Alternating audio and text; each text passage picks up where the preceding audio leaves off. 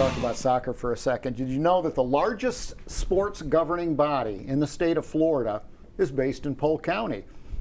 Who is that? Well, it's the Florida Youth Soccer Association out at Lake Myrtle. It's where their state headquarters are, and when it comes to soccer, they are the great Oz behind the curtain of everything that you see out there in the fields.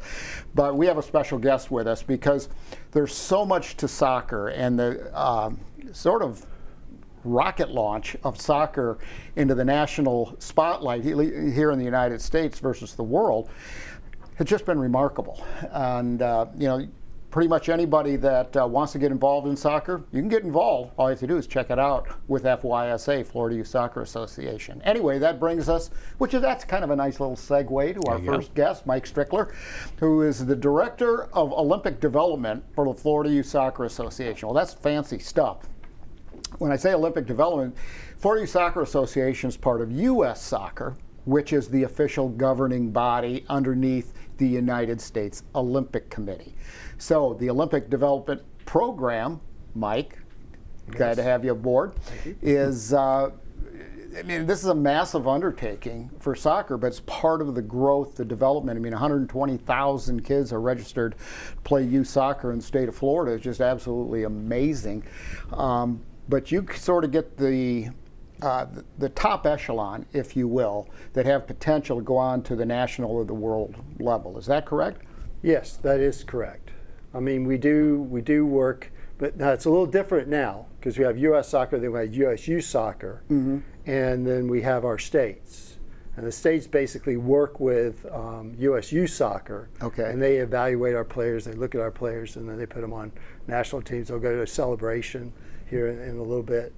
But I think that's the big part of it is you have all these different realms and how do you fit into that. And we used to get a lot of the players, all the players, but now they have ECNL, they have MLS Next, they have this, they have that. They're all doing different things now. So we're still getting the elite players, but it's hard to get them out sometimes. Okay.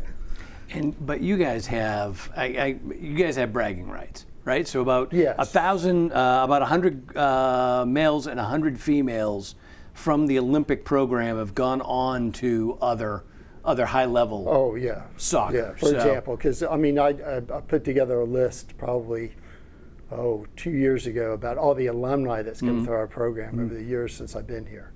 And I've been here a long time. Yeah, so I mean the easy names are Bree Folds, right? She's still overseas. Right. There was a young man, Judge.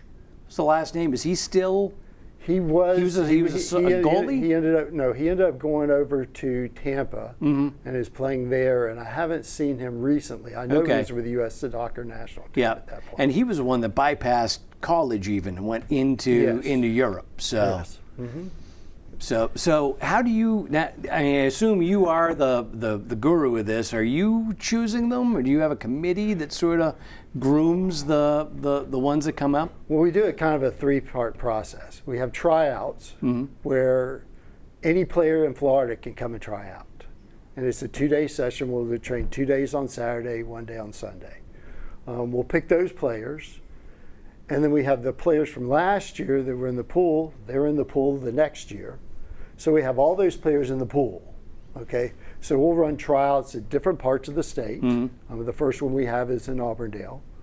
And then we have the pool trainings, which are happening in 3 different locations, Merritt Island, Fort Myers, and Auburndale as well.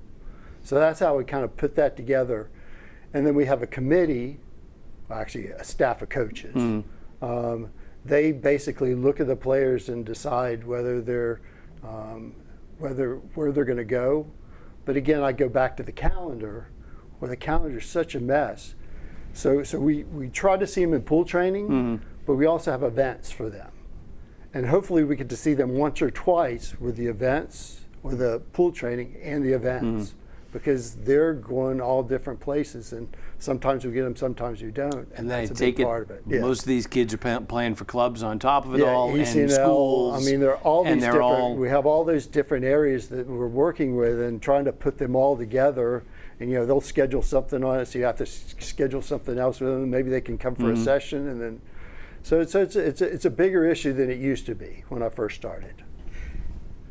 Kids that are coming out of Florida. Yes. You take a look at them on let's start with the national stage. Okay. In terms of the quality of the players and so on. How do they rank? Well, they used to rank very high. But with the new way that they have set up is they're not looking for the player, they're looking for our players, but the big part of it is the way they mixed up the MLS Next program and put them around the state. The geography of Florida has an issue with that. Okay. Because we go from Pensacola down to Key West and Miami, and there's all those players in there, and they're all playing on different clubs, but they're not seeing them as much as they used to. Okay. So, for example, a few years ago, we'd have like 9 or 10 players in Bradenton for that process with the ING program, and they were part of residency. Now we get maybe 3 or 4 players in to the national team right away. Now, if you look at the 2008 girls, we've got 2 outside backs. You know, one's from Siggy Schmidt's from down south, and then we have Alana. Okay. That's her first name. But those are the players that we have playing with the national team right now. Okay. And then we have other players playing with other national teams. So we have players playing in Colombia, players playing in Morocco. We have players all over the country that go to different programs as well. So they're kind of cherry picking. Oh yeah, absolutely. Some of our best athletes. Yes. Okay. Yes, wow. they are. Well, or like other Olympic sports, they get blocked. They feel like they've been blocked. No, and then they have been with the U.S. soccer national team, but they'll go to Mexico, or they'll go to Morocco, they'll go to Colombia, and that Morocco's not a bad deal. That wouldn't be too bad to go play soccer. I don't know. No? I've never been to Morocco, Yeah. so I don't know. I can't say that. I haven't either. But, so tell us about a day for you, because you're not just doing the Olympic planning, but you're also doing coaching education. Yeah, a little bit of coaching education, because I do the D licenses. So we have the B and the C licenses, and that's with Mark Godwin runs those. And then I run the D licenses, and then we have the grassroots license, which Mark and Roll work. Okay.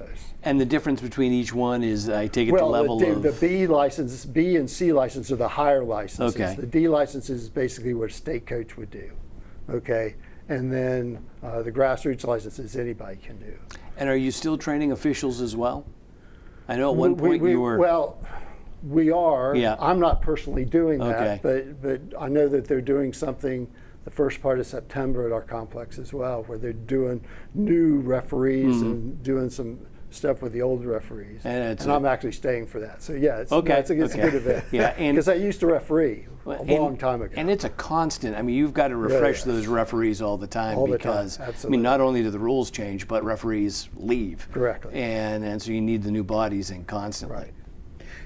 So many parents look at soccer and go, "Hey, I think my kid would fit real well into this," or I just want them to play rec soccer or whatever.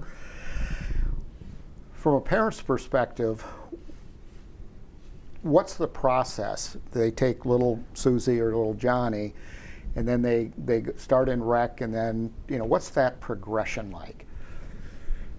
That's a difficult question because I think a lot of times everybody thinks their son or daughter's the best. Oh yeah. And they'll push them to be the best. And that's why we have all these new organizations, because they'll put them, because that's a better program, or this is a better program, or ODP is a better program, or other programs that they use. And that's the big part of it, is they're trying to move those players up. Now, how many of those players make it to the college level? How many players make it to the professional level? And that's why a lot of stuff I do is basically with the younger age players. Okay. How do we make them better? Okay, just so they'll be better to go back to their clubs. So when we talk about our ODP process, that's what I tell the other clubs in our area. We're trying to make them better for you, not for us. We want to make them better for you. Now we'll do other stuff with them, but I think that that's an important piece, that they need to be better for their clubs, and then they can kind of see where they fit as they get older. So long term, the goal is to get these kids to the highest level that they can achieve. Yes. Overall, I take it that's probably college. Have somebody else pay for school. Is that yes? That's yes. It's ultimately that's the best. That's the interesting thing is you're seeing there and they're going, well, I want to go to a school in the SEC. Well, maybe they're not doing the school in the SEC. Well, maybe we'll go to another school, and they kind of figure out when they get to be juniors, seniors, kind of where they're at in the whole process. But they played with the ECNL teams that they look at, the MLS Next teams they look at. And then they look at some of our teams, but that's the big part of it is where do they fit when they get to the end of the time here. The end of the Yes, lifespan, exactly. Yeah, and that's, so my daughter was an NAIA athlete, and that was, and it was, you saw the same thing in volleyball. So I mean, it was, you've got to kind of find your path and find your fit, and then the goal is have somebody else pay for some of that school. Absolutely. If you get that done, then you've succeeded. Absolutely, yes. Okay.